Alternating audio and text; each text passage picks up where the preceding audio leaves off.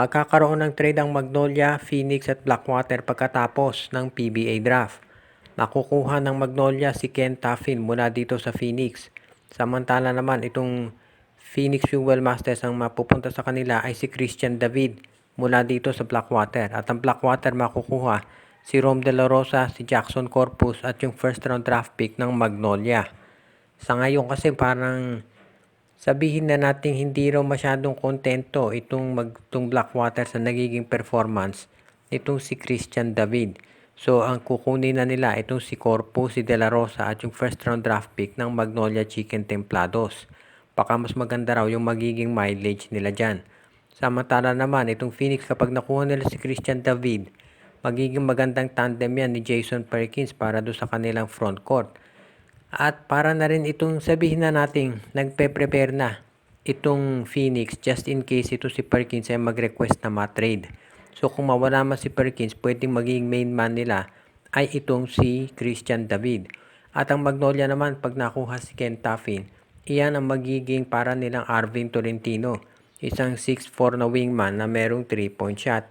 Magagamit ng mabuti yan ni Coach Chito Victolero, bata pa itong si Taffin, at madali may integrate dito sa kanilang sistema. Sa ngayon, itong Magnolia, yung first round draft pick nila, hindi natin alam kung sino ang magiging option dyan. Hindi pa natin alam kung sino makukuha. Pero dahil malalim itong draft, willing yung mga teams na makipag-trade para dyan. Kaya sa ngayon, sabihin na natin na itong Magnolia Chicken Templados ay maganda ang posisyon dito sa trade na yan pag natuloy. Itong Blackwater Bossing kasi, medyo hindi daw talaga masaya sa nilalaro ni David ngayon at yan ang dahilan kung bakit susubukan na nila na pumasok sa ganitong klaseng trade transaction. Anyway, may makukuha naman silang Cedric Barefield sa draft. Ang balita ngayon, itong usapan daw ng TNT at Rain or Shine parang hindi matutuloy. So ang Rain or Shine ngayon naman ay susubukan kausapin itong Phoenix Fuel Masters. Alam natin na available yung dalawang first round draft picks ng Rain or Shine. Actually, ang Rain or Shine ngayon, 5 ang kanilang draft picks dito sa draft. Doon sa first 20 na draft picks, 5 dito sa ROS. Yung pang number 7 at number 8 sa first round at meron pa silang 3 na second round draft picks. So maraming pwedeng gamitin ng Rain or Shine na pang trade. Ang balita ngayon, gusto raw i-trade ni Coach Yeng Giao, yung dalawa niyang first round picks ay iti-trade niya.